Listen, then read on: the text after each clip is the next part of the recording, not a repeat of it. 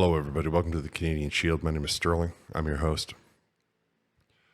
Last month, Stats Canada released numbers on violence toward women and children that are through the roof. The numbers are just, they're skyrocketing.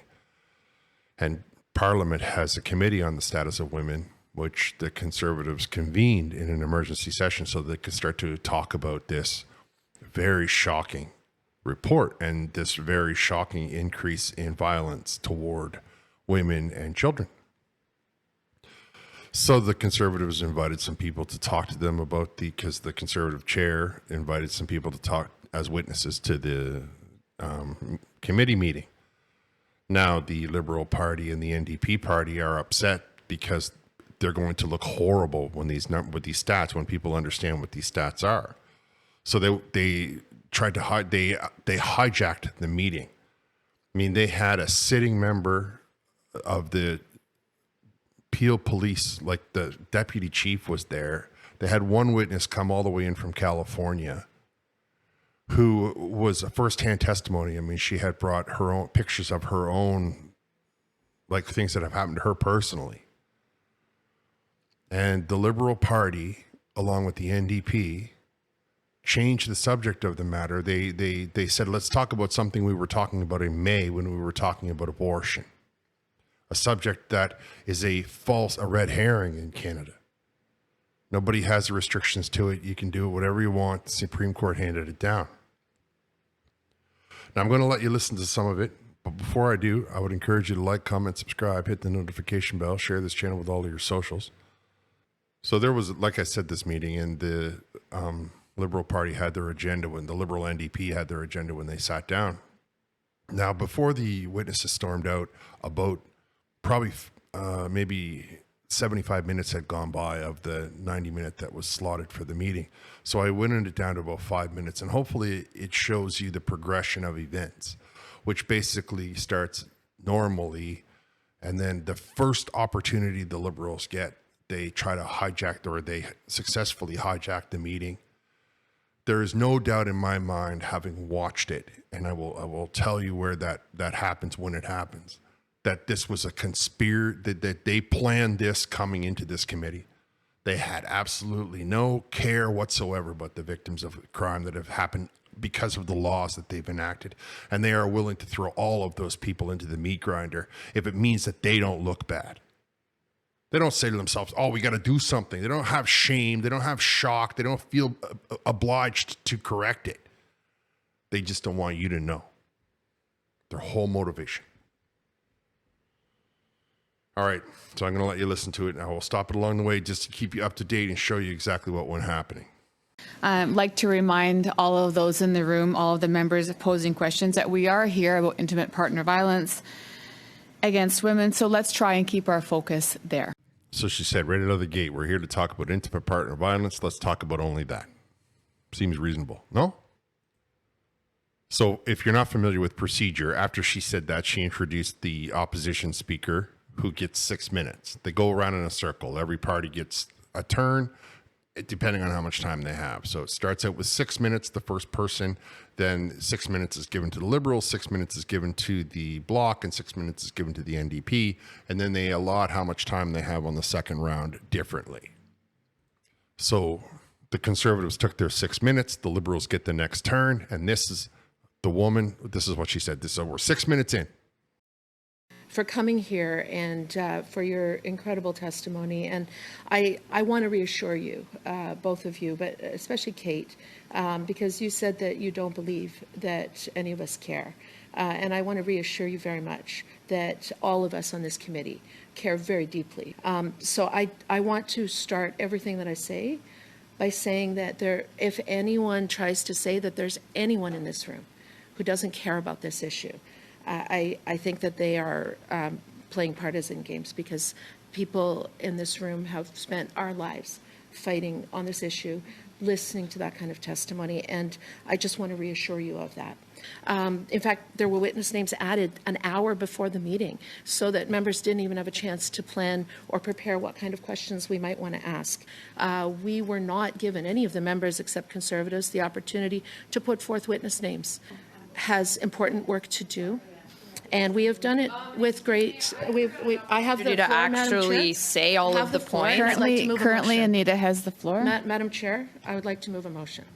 And the reason I'm moving a motion is because in this committee, we've respected each other. There are very important issues that we have said we've adjourned debate. Is the most and I important would like issue to we can resume address. Debate. So you heard all that. Oh, don't worry. We believe you. We're listening to you. We're all friends. We want to hear every word that you have to say. But you know, the thing of it is that I'm going to change the subject. I would like to resume debate on the motion that we adjourned debate on May 13th, 2022. And the motion reads that the Standing Committee on the Status of Women report to the House that A, access and availability to reproductive health services, no matter where one lives in Canada, including safe and legal abortion, is a charter right and is ensured under the Canada Health Act. And B, the decision to have an abortion made by women, transgender, and non-binary individuals for any reason is their freedom of choice and theirs alone. So, Madam Chair. So this is what she found so important. This is how much she cares about what the issues of the committee met for. Oh, we didn't get a chance to call any witnesses. She says that, and then she says witnesses were added an hour before the meeting started. So you could have added a witness anytime you wanted to, is what you really mean. Anytime you chose to. But you chose instead to hijack the meeting and try and deflect away from the fact that the Liberal Party is responsible, single-handedly responsible. The Liberal Party and their NDP support staff are single-handedly responsible for a spike in crime heretofore unheard of in Canada. There is more violence going on out there than ever before. And the Liberal government knows it, and they know that it looks bad on them, and they will do anything to not have to talk about it, including making these people feel like they don't even count while they talk about abortion from a meeting that they had in May, a debate that was going on a full 10 weeks ago and a full 6 weeks before the end of the session. That's the caliber of people that the Liberal government has. Now, the motion goes forward, so they have to put it to a vote. They put it to a vote, and of course it carries because they knew it was going to carry. They all talked about it over Zoom beforehand, probably. Okay, so what happens after this person puts forward this demand for for the meeting to start talking about a motion that was in May? There's a vote. Now, there's no debate. It's just a vote. It's a dilatory motion, so you can't ignore it. The vote goes through, and of course, the Liberal NDP won the vote. It was 6-4 or 7-3 or something like that. And okay, so now we get to talk. Now the very important witnesses are no longer relevant to the discussion on the floor. They start talking about this motion, and MP Ferrari gets given the floor first because the chair had thought that MP Ferrari had her hand up first. So they make a list. It's just a simple, put up your hand and make a list. However, the NDP individual claimed Gazin or something like that, or is her name, claimed that she had her hand up first.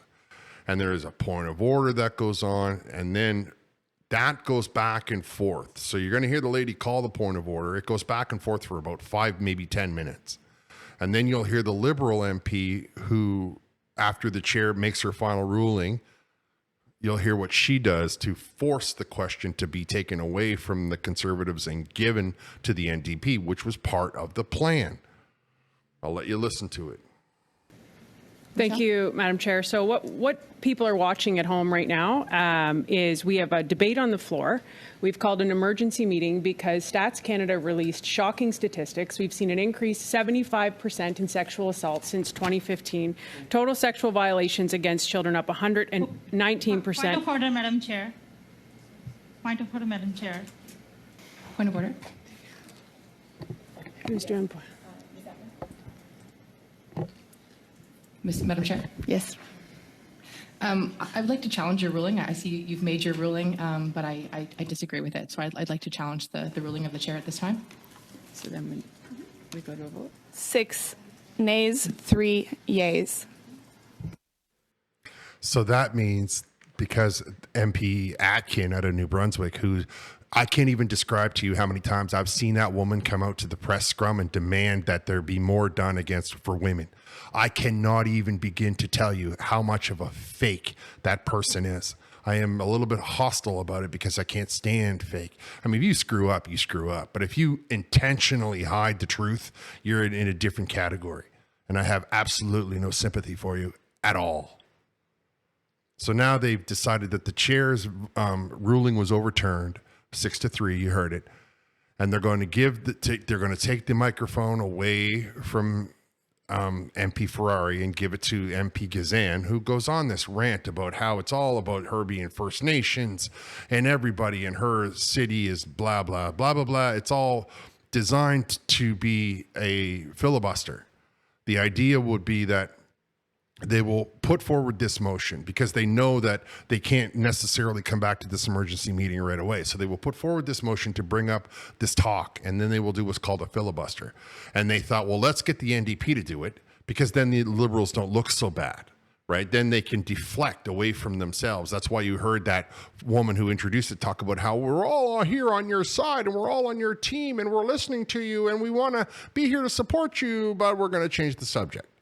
And so, unfortunately for them, this MP Gazan is horrible at filibuster. So she just goes on in circles about how she's been offended, how she would have had the opportunity to bring a bunch of people to the meeting. And I mean, it's really quite terrible, if I'm honest with you. It's a blatant, it is a complete and utter vulgar display of abuse of the system. I'll let you hear some more because in a minute, the witnesses are going to use their own voice and they are going to do some unprecedented stuff. We have a point of order, Leah. Anna, what's your point of order? I'm really disgusted in this whole day, and I want to apologize to the two witnesses for coming all this distance to help us solve a problem that women in this country are being killed and the other parties don't care. We have a point of order. Relevance to the motion. Relevance to the motion. Absolutely, it is relevant to the motion. It is about a constant attack on women. All of my years by the in advocating Conservative for Party. women. We are leaving. We will not ever have. Madam Chair, or sorry, your mic is not on, and no one. And at this point, we don't have space to acknowledge in this space right So now. I want to acknowledge the witnesses, Madam Speaker, because I'm the one. The witnesses are no longer in the room. Okay. So she's trying to say, oh, I want to acknowledge them, even though she's the reason that they're leaving, right? They did this to hide the fact that their policies are endangering an entire segment of our population, and their policies are doing absolutely nothing about it. The capture and release, the wide open borders. I mean, I could explain it to you, but I'm not going to take up more time in this particular video, though I will revisit the nature of many of these crime stats. Now we're almost there. I just want to give you a couple of more examples of when the Conservatives were calling out both of the NDP Liberal in this meeting. Now remember, they have already left, so that's it. You know, the witnesses have left the building, and the damage is done. Right? The damage they were hoping to do. They planned this ahead of time. They had time to plan this, but not questions. And they wanted to make it seem like they were doing it without ever saying to themselves that we are blocking these people's testimony so that the voting public thinks that we're not hard on crime, that we're not soft on crime, I should say. The witnesses have left status of women. And if we are collegial, I just think if we are focusing on women here, to resume here, they've actually turned their back and they've left. They were here to represent all women, which is what this committee is for. And the staggering stats that were recently released, and that is what's happened. And we need to get back to this. We need to get back to this testimony if we're going to help women in this country. So you can see that basically brought an end to it. They talked a little bit more. I didn't watch the part if they finished the vote or if they didn't finish the vote. I don't think that they did. I believe that they would have had to filibuster it again, and there was some reasons that they wouldn't have voted on it in May. I don't know what they are. They weren't relevant to this conversation. What was relevant to this conversation is that these women, these people, these individuals, that some of them had their parents with them. They came to the sitting. And now how does that reflect on us as a nation? How does that look when we will go out of our way to impede the flow of justice so that we don't look bad?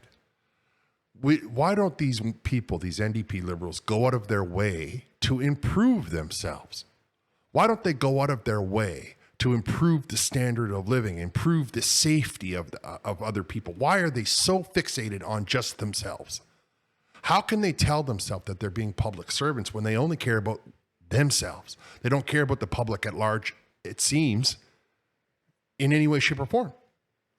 Now, I might just be fired up. I might just be embarrassed by the behavior of our parliamentarians who are supposed to be honorable. But you can let me know down in the comments if you think that this is a behavior that is the kind of culture that Canada should be putting forward to the world. Is this the benchmark that we want to be setting for our daughters, our wives, our husbands, our sons? Is this what we should be telling people is the way to behave? This is how our leaders are behaving. So is this the examples that we should be following? Is this the kind of people that we want setting the examples? You can let me know down in the comments. I'm going to wrap here. I want to thank you all for listening. I'll talk to you next time.